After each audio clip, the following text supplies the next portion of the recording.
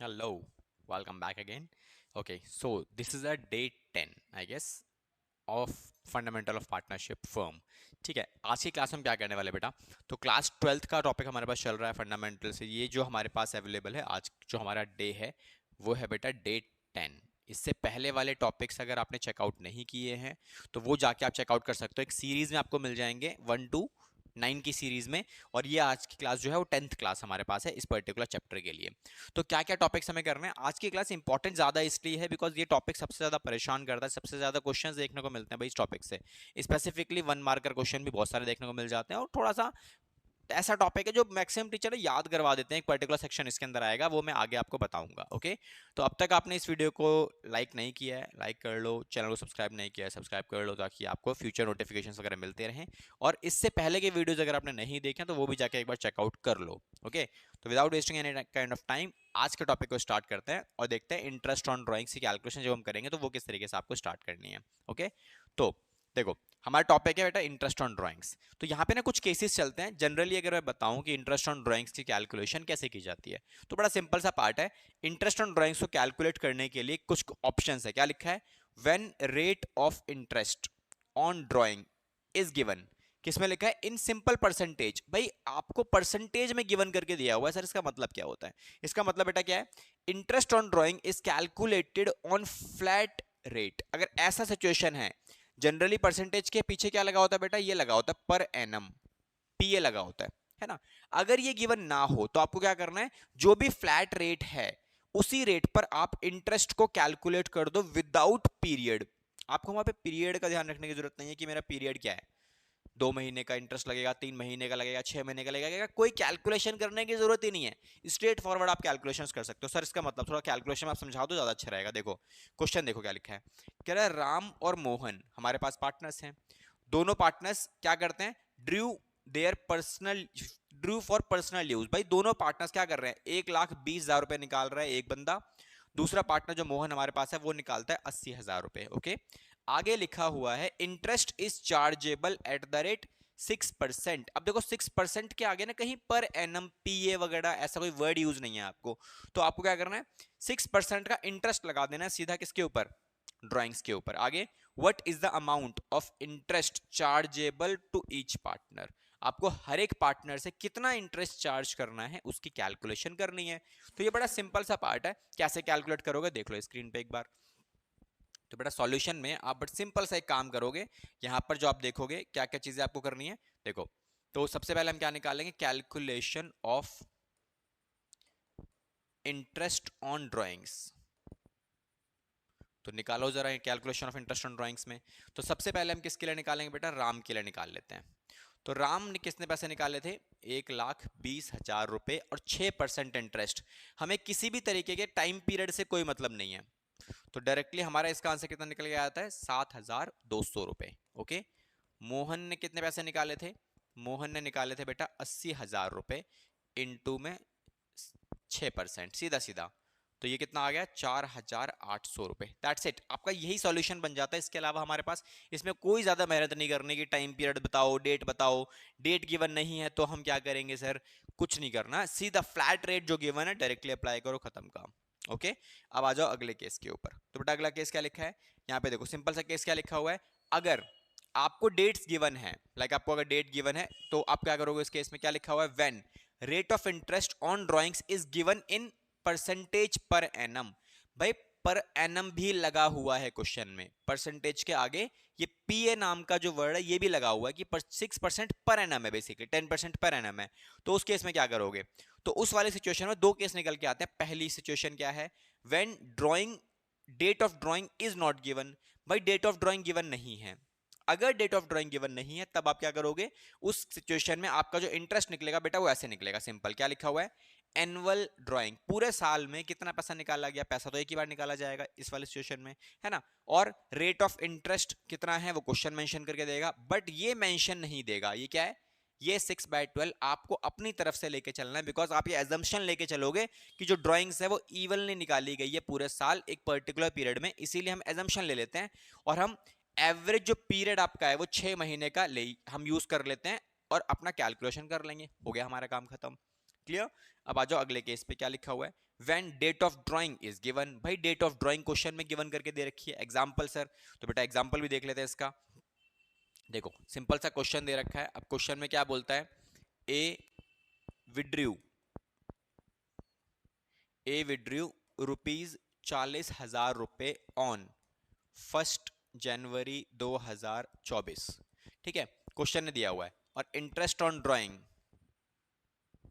Chargeable at the rate 10% per annum. ठीक है, 10% per annum के बेसिस पर आप इंटरेस्ट चार्ज करते हो। तो ये आपका डाटा दिया हुआ है। आपका काम क्या है, कैलकुलेट इंटरेस्ट ऑन ड्राइंग्स। तो चलो निकालते हैं इंटरेस्ट ऑन ड्राइंग्स। अब आपको डेट गिवन है इसमें, तो डेट गिवन है तो हमारे लिए सिचुएशन इजी हो जाती है। तो इंटरेस्ट ऑन ड्राइंग्स कितना हो जाएगा बेटा, 40,000 निकाला है। कब निकाला है, 10% का इंटरेस्ट है और डेट आपको गिवन है।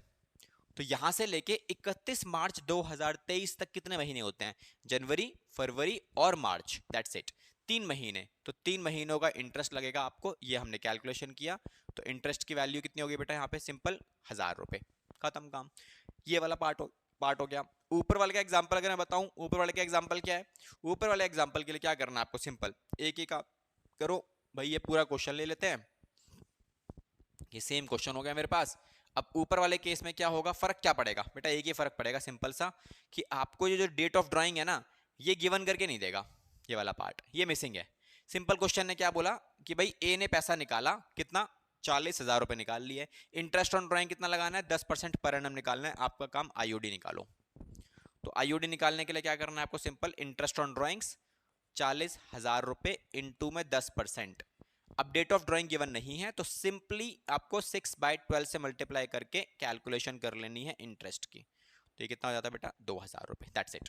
तो ये दोनों केसेस मैंने आपको करा दिए। ये है केस नंबर 1 मतलब इस वाले का आंसर, और ये है केस नंबर 2 मतलब इस वाले का पार्ट। ठीक है, दोनों के एग्जांपल से हमने लोग देख लिए। इससे पहला जो केस था मैंने उसका भी एग्जांपल आपको दिया, ताकि आपके माइंड में किसी भी तरीके को कोई कंफ्यूजन वगैरह देखने को ना मिले।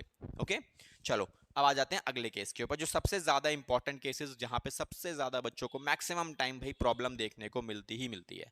तो ये वाला जो केस अवेलेबल है भाई, इस वाले सिचुएशन में कैसे करना है आपको, देखो सिंपल सा पार्ट क्या लिख के दिया हुआ है। कह रहा है केस नंबर 3, सेम अमाउंट और सेम टाइम इंटरवल। मतलब जो पैसा निकाला गया है ना, उसका जो अमाउंट है वो सेम देखने को मिलेगा। ठीक है, और ये जो है ये क्या है बेटा, ये मल्टीपल ड्राइंग्स का केस है। ऊपर वाले केस में क्या था कि एक अमाउंट निकाला गया है साल में बस, और ये केस कौन से जो मैं आपको करवाने वाला हूं, 2 केसेस अभी और करेंगे हम लोग। तो उस केस में क्या करना है बेटा, ये है मल्टीपल ड्राइंग्स। मल्टीपल ड्राइंग्स का मतलब क्या है कि जो पैसा निकाला जा रहा है पार्टनर के द्वारा, वो एक से ज्यादा बार निकाला जा रहा है। तो उसमें 2 केस बनते हैं। पहला केस जो हमारे पास वो क्या है, वो है same amount same time interval. मतलब हर बार जो पैसा निकाला जाएगा वो एक ही अमाउंट होगा, जिस डेट को निकाला जाएगा वो डेट भी सेम रहेगी हमेशा, तो उसमें कोई चेंजेस नहीं होगा, क्योंकि डेट सेम रहेगी तभी तो टाइम इंटरवल सेम रहेगा। तो कंडीशंस क्या है, कह रहा है if all the following 3 conditions are satisfied. Condition number 1 what is, amount should be same throughout the period.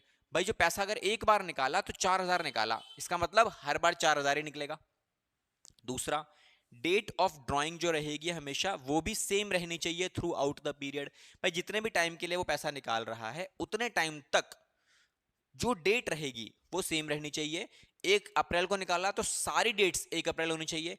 15 अप्रैल को निकाला तो सारी डेट 15 अप्रैल होनी चाहिए। 31 मार्च को निकाला तो 31 मार्च ही सारी डेट होनी चाहिए। फिर 30 तारीख को निकाला तो 30 तारीख ही सारी होनी चाहिए। ठीक है, तो ये कंडीशन है। जो डेट रहेगी आपकी वो सेम है, मंथ चेंज हो सकते हैं। जैसे 1 अप्रैल है तो 1 अप्रैल के बाद अगली जो ड्राइंग होगी वो कब होगी, 1 मई को, फिर 1 जून को, फिर 1 जुलाई को। तो इस तरीके से डेट्स आपके सेम होनी चाहिए। मंथ्स के लिए नहीं बोला, केवल डेट के लिए। उसके बाद क्या लिखा है, drawings should be made regularly without any gap. भाई कोई गैप नहीं होना चाहिए बीच में। अगर मंथली बेसिस पे ड्राइंग्स निकाली गई है तो डेट सेम रहेगी, मतलब 1 अप्रैल के बाद 1 मई, फिर 1 मई के बाद बेटा कौन सी डेट होगी, सीधा सीधा 1 जून, फिर उसके बाद 1 जुलाई, फिर 1 अगस्त, इस तरीके से सो ऑन। और आपकी ये चलती रहनी चाहिए, मतलब जब तक भी निकालना है यार उतने टाइम तक। अगर आपने 6 महीने ड्राइंग्स निकाल ली है कोई दिक्कत नहीं है, 6 महीने के बाद आपको जरूरत नहीं है आपने छोड़ दिया। बट 6 महीने तक जो ड्राइंग्स आप निकाल रहे हो इनके बीच में कोई लैग नहीं होना चाहिए, कोई गैप नहीं होना चाहिए। ये क्वेश्चन की डिमांड है। ठीक है, तो ये तीनों कंडीशन अगर आपकी सेटिस्फाई हो जाती हैं तो ये हमारे पास इंटरेस्ट ऑन ड्राइंग निकालने का तरीका है। क्या है? एनुअल ड्राइंग्स, भाई पूरे साल में कितना पैसा निकाला, एनुअल ड्राइंग्स। अब एनुअल ड्राइंग कैसे निकलेगी? एनुअल ड्राइंग निकालने का सिंपल सा तरीका है, जो ड्राइंग्स आपको मिलेंगी वो ड्राइंग्स केवल और केवल तीन सिचुएशंस में आपको देखने को मिलेंगी। पहला सिचुएशन होगा आपका मंथली बेसिस पे, जो पैसा निकाला गया है ना वो मंथली बेसिस पे निकाला गया है। अब मंथली अगर निकाला गया, सिंपली आपको मल्टीप्लाई कर दो 12 से, आपकी एनुअल ड्राइंग आ गई। ठीक है, उसके बाद और क्या केस हो सकता है बेटा? और हो सकता है आपके पास क्वार्टरली बेसिस पे, क्वार्टरली निकाला गया तो 4 से मल्टीप्लाई कर दो, एनुअल ड्राइंग हो गई। और क्या मिलेगा बेटा? और मिलेगा आपको हाफ ईयरली, हाफ ईयरली होगा तो 2 से मल्टीप्लाई कर दो, आपकी अगेन एनुअल ड्राइंग आ गई। तो इनके अलावा और कोई ऑप्शन आपको देखने को नहीं मिलेगा। पूरे साल में जो पैसा निकाला गया है वो ये वाला पार्ट निकल के आ जाता है, दैट्स इट। ठीक है, उसके बाद ROI, इंटरेस्ट का रेट, ये क्वेश्चन में हमेशा आपको गिवन करके देगा, 5%, 6%, 10%, जो भी होगा गिवन होगा आपको। ठीक है, तो ये हमारे पास पॉइंट आ जाता है। उसके बाद सारा खेलना इस एवरेज पीरियड का है। अब ये एवरेज पीरियड कैसे निकलेगा? तो एवरेज पीरियड डिवाइड बाय में 12 कर देना। बट ये एवरेज प्रॉफिट, एवरेज जो पीरियड वाला पार्ट है ना, यही इसमें सबसे ज्यादा सरदर्दी वाला पार्ट है कि ये कैसे निकलेगा। तो हम एवरेज पीरियड को सही तरीके से कैलकुलेशन करना सीखेंगे और हर एक केस को मैं आपको डिटेल में समझाऊंगा कैसे करना है, क्या करना है, कैसे कैलकुलेट करते हैं। स्कूल में I am damn sure about that कि स्कूल में आपको ये टेबल समझा दिया गया होगा और आपको बोल दिया होगा कि बेटा ये टेबल याद कर लो। ठीक है, तो टेबल याद करना इज नॉट अ सॉल्यूशन। क्या लिखा है? Value of average period under different circumstances. भाई जो मैंने आपको बताया, जो केसेस मिलेंगे आपको 9 केसेस मिलेंगे, बस 9 से ज्यादा केसेस नहीं मिलेंगे। Case number 1, beginning of every month, beginning of every quarter, beginning of half yearly, और middle of every month, middle of every quarter, middle of every half yearly.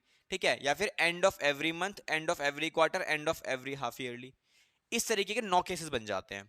तो अगर आप ये आंसर्स देखोगे ना, हमेशा यही आएंगे। अभी मैं सॉल्व करके दिखाऊंगा आपको, लेकिन ना टेबल यार ये याद करने का सॉल्यूशन नहीं, आपको याद नहीं करना है। ठीक है, नीचे क्या लिखा हुआ है? अटेंशन, रट्टा बोलते हैं इसको भाई, रट्टा नहीं मारने का। क्या क्या लिखा है? याद करने का बिल्कुल भी नहीं, वरना लफड़ा हो जाएगा भाई, पंगा हो जाएगा, आपको समझ में नहीं आएंगे। बिकॉज ये जो टेबल है ना आपका, हर जगह काम नहीं करेगा। ये टेबल तब काम करेगा जब थ्रू आउट द ईयर, पूरे के पूरे 12 महीने तक अगर आपने ड्राइंग्स निकाली हैं तब ये टेबल काम करेगा। अदरवाइज अगर किसी पर्टिकुलर पार्टनर ने पैसा जो विड्रॉ किया, ठीक है बेटा, विड्रॉ करने का मतलब क्या? पैसा विड्रॉ किया, केवल और केवल अप्रैल से उसने पैसा निकालना शुरू किया। ठीक है, और उस भाई साहब ने केवल 30 सितंबर बस यहीं तक पैसा निकाला, इतना ही टाइम, 30 सितंबर को पैसा निकाला पहला। आखिरी ड्राइंग कब निकाली उसने? 30 सितंबर को, उसके बाद पैसा ही नहीं निकाला। तो आपको अगर इस टेबल में ढूंढोगे ना, इसका आंसर नहीं मिलेगा। क्यों नहीं मिलेगा? बिकॉज ये टेबल केवल तब काम करेगा जब आपकी जो ड्राइंग्स है वो पूरे 12 महीने तक चलाई गई है, तब ये टेबल काम करेगा। तो सर ऐसी सिचुएशन में हम क्या करें जहां पर आपको इस तरीके की सिचुएशन मिल जाती है? मैं क्वेश्चंस भी कराऊंगा इसके, ठीक है, बट आज हम क्या करेंगे, केवल बेसिक्स वाला पार्ट कवर करेंगे ताकि आपको प्रॉब्लम ना देखने को मिले। ठीक है, तो बेटा इसमें क्या करोगे आप? तो आपको इसको ध्यान रखना है, शॉर्टकट मेथड है, आप शॉर्टकट भी क्रिएट कर सकते हो। इसको वैल्यूज को कैसे निकाला गया है वो मैं शॉर्टकट में समझा दूंगा आपको। ठीक है, बट एग्जैक्ट तरीका क्या होता है? तो बेटा एग्जैक्ट तरीका ये होता है मेरे पास। एग्जैक्ट तरीका क्या बोला गया है? Computation of average period. भाई एवरेज प्रॉफिट निकालते कैसे हैं? ऐसे निकालते हैं एवरेज पीरियड। देखा क्या लिखा हुआ है? Month left after first drawing. भाई पहली ड्राइंग के बाद कितने महीने बचे? ठीक है, उसके बाद क्या लिखा है? Month left after last drawing. भाई आखिरी बार जब पैसा निकाला गया तो कितने महीने बचे? और जो भी आंसर आएगा, लेट सपोज भाई मेरा यहां पर आता है 12 और ये आता है मेरा 1, ठीक है, तो डिवाइड बाय 2 कर देना, सिंपल। तो ये कितना आ गया मेरे पास? 13/2, दैट मींस 6 पॉइंट में 5, दैट्स इट। तो ये मेरा क्या हो गया? एवरेज पीरियड हो गया। सर ये क्या है, कैसे किया आपने? एक बार मैं आपको समझा देता हूं अच्छे से कि मैंने ये क्या किया है और कैसे किया है। ठीक है, तो चलो एक बार देख लो कि मैंने जो सॉल्यूशन किया है, ये क्या लिखा मैंने, इसको कैसे समझ में आएगा आपको। तो देखो मैं जस्ट एक एग्जांपल ले रहा हूँ आपके सामने। ठीक है, एक काम करते हैं, ये वाला मैं पीरियड ले लेता हूँ, पहला एक केस समझा देता हूँ, पहले इस वाले केस की बात करते हैं। ठीक है, इस वाले केस की बस। अब इस वाले केस में एग्जैक्टली है क्या, मुझे जरा सिचुएशन एक बार समझा दो कि सिचुएशन क्या है। बिगनिंग, पहला केस, पहला केस क्या है बेटा? यहां पे है पहला case, beginning of every month. भाई जो पैसा निकाला गया है वो इस तरीके की सिचुएशन में निकाला गया। बिगिनिंग ऑफ एवरी मंथ का मतलब होता है पैसा निकाला हर महीने के स्टार्टिंग में, और पूरे 12 महीने तक मैंने पैसा निकाला। तो पहली ड्राइंग कब निकलेगी? अगर मेरा जो ईयर है वो है अप्रैल से लेके मार्च वाला, ठीक है, तो महीने का स्टार्टिंग पहली ड्राइंग निकलेगी बेटा 1 अप्रैल को, है ना, फर्स्ट ड्राइंग। फिर हमें क्या करना है, मुझे क्या करना है, उसके बाद आखिरी ड्राइंग कब निकलेगी? आखिरी महीने में। आखिरी महीना कौन सा होगा मेरा? मार्च का महीना। तो मार्च का महीना आखिरी, ड्राइंग्स की डेट क्या रहेगी? सेम रहेगी, 1 मार्च। अब मुझे क्या करना है, इनके पीरियड्स तो मैंने निकाल लिए, डेट्स तो मैंने निकाल लिए, अब क्या करूं, महीने काउंट करेंगे। तो 1 अप्रैल से लेके कहां तक मुझे काउंटिंग करनी है बेटा? Year and. अगर मेरा ईयर एंड हो रहा है मार्च में 2024 के अंदर, तो मुझे क्या करना है, यहां से लेके यहां तक का आपको महीने काउंट करने। कितने होते हैं बेटा? ये होते हैं सर 12। फिर प्लस करो। अब यहां से लेके यहां तक कितने महीने होते हैं बेटा? सिंपल, 1 मार्च और 31 मार्च पूरा एक महीना, डिवाइड बाय में 2। ठीक है, तो ये कितना आ गया बेटा? 6.5। लो जी, हो गया हमारा काम। मैंने पहला क्या सिखाया आपको? ये हो गया मेरा 6.5। क्लियर? उसके बाद अगला, अब मैं इस वाले केस को देख लेते हैं एक बार। Middle of every month. भाई हर महीने का मिडिल मतलब एग्जैक्टली बीच वाली डेट। ठीक है, तो ये कैसे निकालते हैं, इसको भी एक बार देख लो कैसे निकालेंगे। तो यहां निकालेंगे सेकंड पॉइंट में, middle of every month. Middle of every month. तो भैया मिडिल ऑफ एवरी मंथ में डेट्स मुझे बताओ। पहला महीना है अप्रैल, अप्रैल महीने का मिडिल एग्जैक्टली 15 तारीख, है ना, तो 15 तारीख मतलब 15 अप्रैल। अब 15 अप्रैल ये, और आखिरी ड्राइंग कब निकलेगी? लास्ट महीने के एंड में। लास्ट महीना कौन सा है? मार्च। तो मार्च का एंड क्या होता है बेटा? 15 मार्च। ठीक है, तो अब बताओ इसमें महीने कितने बचेंगे? 15 अप्रैल से लेके 31 मार्च तक कितने महीने? सर आधा महीना जा चुका है, तो 11.5 महीने बचेंगे, है ना। उसके बाद आ जाओ नेक्स्ट पॉइंट के ऊपर। तो बेटा नेक्स्ट पॉइंट क्या है मेरे पास? नेक्स्ट पॉइंट है 15 मार्च से लेके इस तारीख तक कितने महीने बचते हैं? तो सर आधा महीना बचेगा जस्ट हमारे पास, तो ये 0.5 हो गया। इसको डिवाइड बाय में 2, तो कितना हो गया बेटा? ये 12 बाय में 2, इसका मतलब 6 महीने। हो गया हमारा काम, 6 मंथ। ठीक है, तो 6 मंथ हमारे पास बचेंगे, चेक कर सकते हो 6 महीने आ रहा है। डन। उसके बाद सर अगला पार्ट, अगला पार्ट क्या बेटा? And of every month. तो जरा मुझे बताओ बेटा, एंड ऑफ एवरी मंथ में कैसी सिचुएशन आपके पास बनेगी, क्या सिचुएशन आप लेके चल सकते हो? ठीक है, तो एंड ऑफ एवरी मंथ पे आ जाओ एक बार। तो ये क्या है मेरे पास? End of every month. तो एंड ऑफ एवरी मंथ में अगर देखा जाए तो अप्रैल महीने का एंड क्या डेट रहेगी? अप्रैल महीने का एंड होता है 30 सितंबर, सॉरी 30 अप्रैल रहेगा अप्रैल महीने का एंड, है ना। उसके बाद आखिरी महीने का एंड कब होगा? मार्च मतलब, तो मार्च महीने का एंड आएगा बेटा 31 मार्च को। तो यहां पे आप क्या लिखोगे? 31 मार्च। अब मुझे टाइम पीरियड कैलकुलेट करके बताओ। महीने 30 तारीख अप्रैल के महीने में से लेके 31 मार्च तक कितने महीने? अप्रैल का महीना पूरा जा चुका है तो वो काउंट नहीं होगा, इसका मतलब 11 महीने, है ना।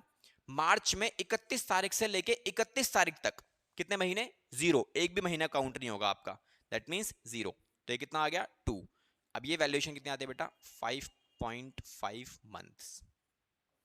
लो जी, हो रही है कैलकुलेशन। देखो सारी कैलकुलेशन मैंने आपको समझा दी, ये वाला कैलकुलेशन भी हो गया मेरा पार्ट। तो ये एक पार्ट मैंने आपको निकाल के दिखा दिया, पूरा सेक्शन। ठीक है, क्वार्टरली पे समझाते हैं एक बार।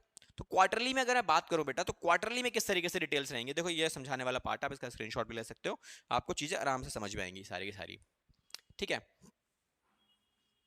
तो अब मुझे एक बात बताओ, अब चलते हैं किसके ऊपर? क्वार्टरली के ऊपर। ठीक है, तो क्वार्टरली का मतलब क्या होता है कि पूरे साल में जितने भी क्वार्टर हमारे पास अवेलेबल है, तो कितने क्वार्टर अवेलेबल है? देखो क्वार्टर होता है एक आपका 3 महीने का। ठीक है, 3 महीने का एक क्वार्टर होता है, मतलब अप्रैल से स्टार्ट होगा और अप्रैल मई जून एक क्वार्टर, फिर जुलाई अगस्त सितंबर अगला क्वार्टर, फिर उसके बाद अक्टूबर नवंबर और दिसंबर उसके बाद अगला क्वार्टर, जनवरी फरवरी और मार्च। तो एटलीस्ट मेरे पास कितने क्वार्टर हो गए बेटा? 4 क्वार्टर हो गए पूरे साल में। ओके, अब इसका मतलब क्या है, इसमें हम केसेस लगाते हैं बिगिनिंग ऑफ एवरी क्वार्टर। तो बिगिनिंग ऑफ एवरी क्वार्टर का मतलब पहली ड्राइंग कब निकलेगी? Beginning of every quarter. तो बेटा एवरी क्वार्टर के बिगिनिंग में अगर पैसा निकाला गया है तो पहली ड्राइंग निकलेगी पहले क्वार्टर के बिगिनिंग में, मतलब इस क्वार्टर का बिगिनिंग कब होगा? 1 अप्रैल को, है ना। और लास्ट ड्राइंग कब निकलेगी आपकी, आखिरी drawing beginning of last quarter, ठीक है। लास्ट क्वार्टर कौन सा होगा, उस क्वार्टर का बिगिनिंग क्या है, लास्ट क्वार्टर मेरा ये वाला है, तो इस क्वार्टर का बिगिनिंग क्या है बेटा, जनवरी है। जनवरी में कौन सा तारीख, 1 तारीख, तो 1 जनवरी। अब महीने काउंट करो, यहां से तो पूरे 12 महीने आएंगे बेटा, जनवरी से लेके मार्च तक, 31 मार्च तक काउंट करना है मुझे, बिकॉज मेरा साल खत्म तभी होगा। तो वहां तक कितने महीने, जनवरी से लेके मार्च तक, जनवरी पूरा, फरवरी पूरा, मार्च पूरा, इसका मतलब 3 महीने।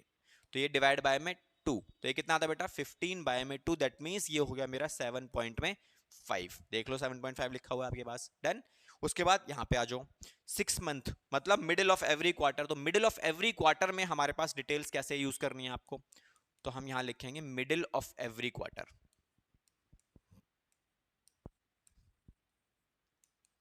तो मिडिल ऑफ एवरी क्वार्टर की अगर बात की जाए तो पहली ड्राइंग कब निकलेगी, पहले क्वार्टर के मिडिल में, अप्रैल मई जून, इसका मिडिल कब आएगा, मिडिल आएगा, अब क्वार्टर कितने महीने का होता है पूरा, ये 90 दिन का, 90 डेज का एक क्वार्टर ऑन एवरेज रफली आप अज्यूम कर सकते हो ना, क्योंकि 3 महीने 30 दिन के हिसाब से, तो क्वार्टर जो बनेगा मेरा वो बनेगा एग्जैक्टली 45 डेज के बाद, मिडिल वाला। तो मिडिल वाला मतलब कब बनेगा, ये 30 मई के अंदर, मई के अंदर 15 मई को, 15 मई को बना पहले क्वार्टर का ड्राइंग, ठीक है। बिगिनिंग ऑफ मतलब पहले क्वार्टर के मिडिल में, पहले क्वार्टर का मिडिल डेट क्या आती है बेटा, ये 15 मई। फिर आखिरी क्वार्टर के मिडिल में पैसा निकलेगा, क्योंकि अगला ड्राइंग, लास्ट ड्राइंग कब निकालेगा, ये पैसा यहां निकाला, यहां निकाला, यहां निकाला, लास्ट क्वार्टर, लास्ट ड्राइंग निकलेगी यहां पर, कब निकलेगी ये निकलेगी सर 15 फरवरी को, है ना। अब महीने काउंट करो, तो बेटा यहां पे कितने महीने जा चुके हैं सर, 1.5 महीना जा चुका है, तो बचे कितने 10.5। उसके बाद यहां से 15 फरवरी को, फरवरी के बाद फरवरी का आधा महीना बचा, मार्च का आधा महीना बचा, तो टोटल 1.5 महीने मेरे पास यहां बच जाते हैं, डिवाइड बाय में 2, तो ये कितना था बच्चों 12.2, दैट मींस 6 मंथ। लो जी, ये भी आ गया मेरे पास कैलकुलेशन में, एग्जैक्टली सेम कैलकुलेशन बैठ रही है आपके पास सीधी सीधी, ठीक है। हो गया क्यों, क्लियर सब सारा का सारा। अब अगले पार्ट पे चलते हैं, तो बेटा अगला पार्ट क्या निकल के आने वाला है, अगले पार्ट में कैसे कैलकुलेशन रहेगी तुम्हारे पास, तीसरा पार्ट है end of each quarter, end of each quarter, her quarter के एंड में पैसा निकालना है। तो हर क्वार्टर का एंड मतलब पहले क्वार्टर का एंड कब हो रहा है, अप्रैल मई जून, जून का आखिरी डेट, आखिरी डेट क्या रहता है बेटा 30 जून।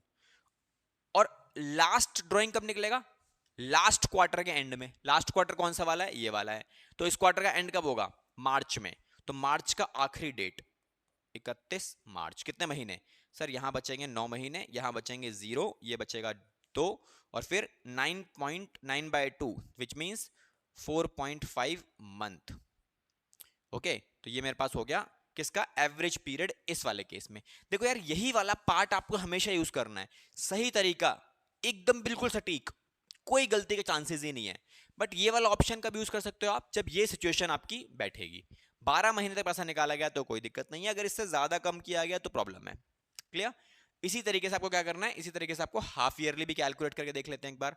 तो हाफ ईयरली में कैलकुलेशन बेटा कैसे बैठने वाली है, तो वो भी देख लो। तो बेटा हाफ ईयरली में अगर बात की जाए तो हाफ ईयरली कैलकुलेशन कैसे बैठ रही है, कैलकुलेशन बिठाने से पहले हम एक टाइम पीरियड एक बार देख लेते हैं, हाफ ईयरली का मतलब क्या, हाफ ईयरली का मतलब हर 6 महीने में पैसा निकाला जाता है।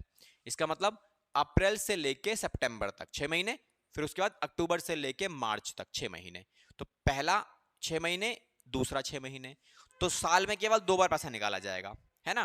तो चलो अब इसमें चलते हैं पहले पार्ट के ऊपर। तो पहला पार्ट क्या है मेरा, बिगनिंग ऑफ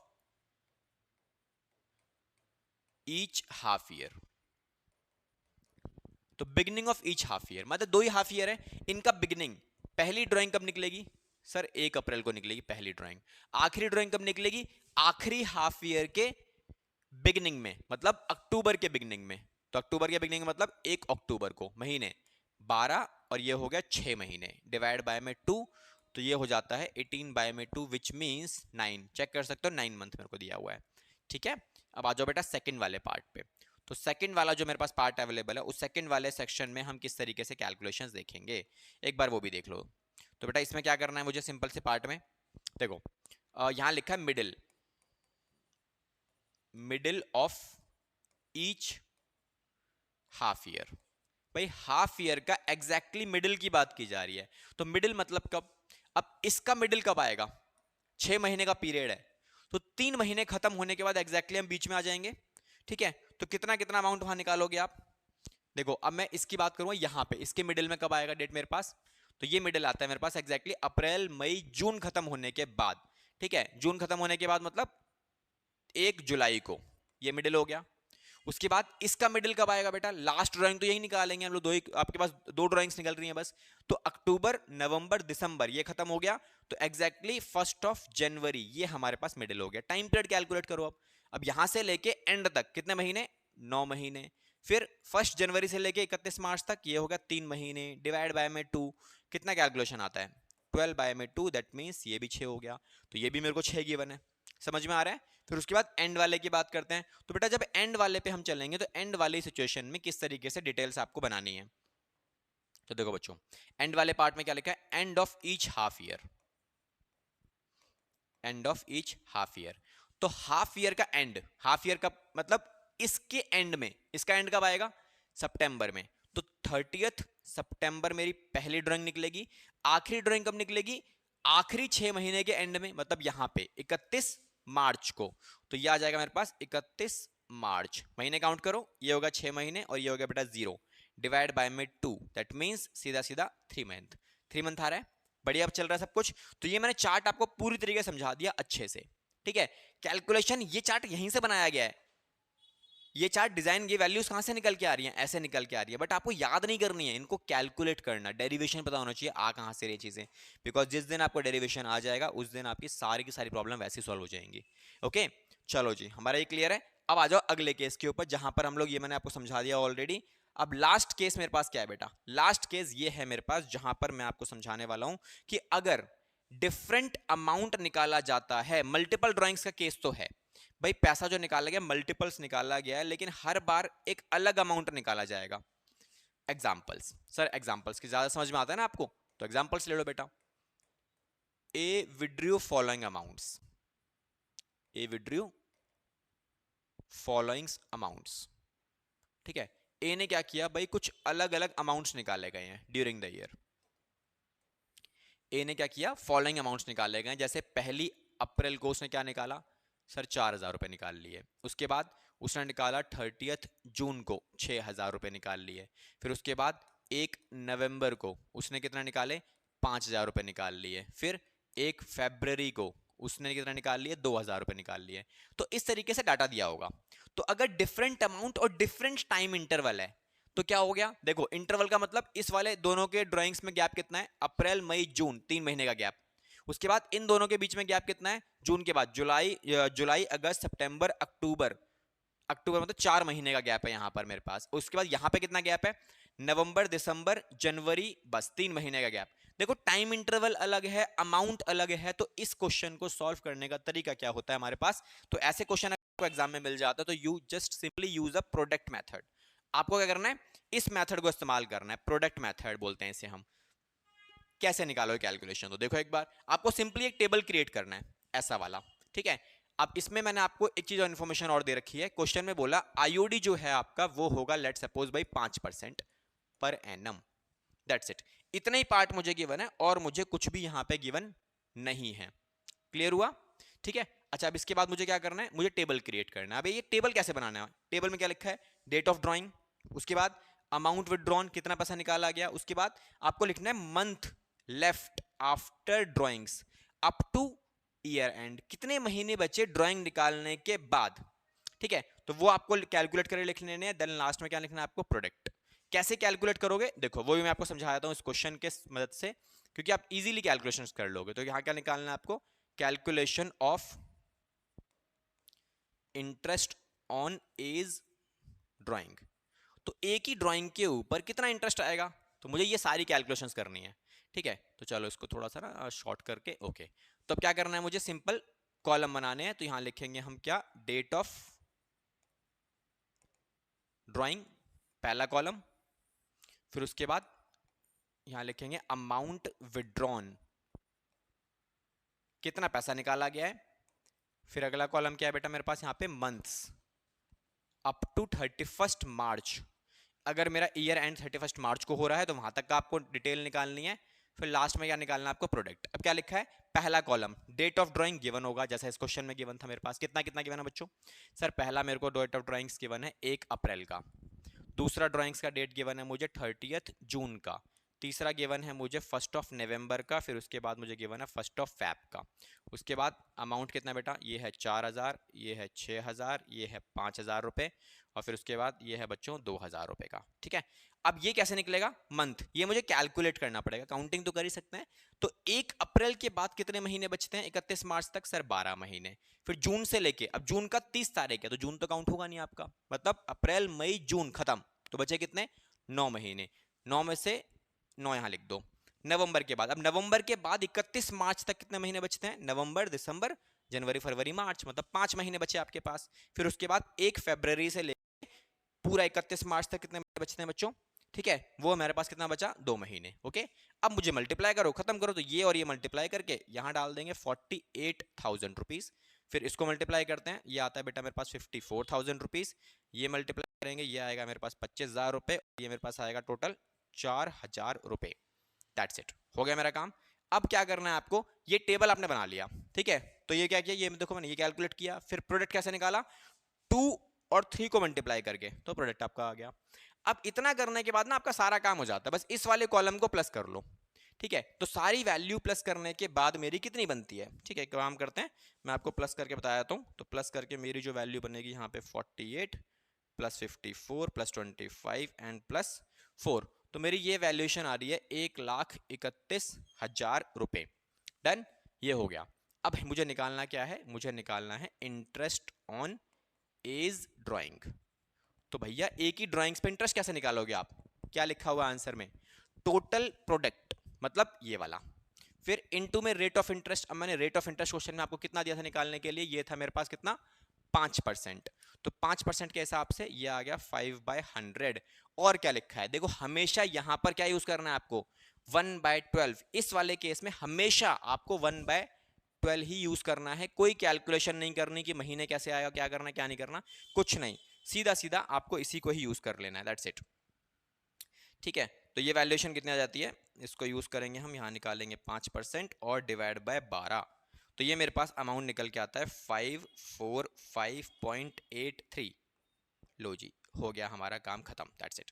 तो इतना ही मुझे काम करना है, और मुझे कुछ काम करने की यहाँ पे ज़्यादा रिक्वायरमेंट्स नहीं है, दैट्स इट। तो इतना क्वेश्चन करने के बाद हमारा ये टॉपिक भी कवर अप हो जाता है। नेक्स्ट क्लास में मैं आपको इसके कुछ क्वेश्चंस करवाऊंगा जो ऊपर वाले टॉपिक से ज़्यादा कनेक्टेड है, बिकॉज ये तो सिंपल सा पार्ट था।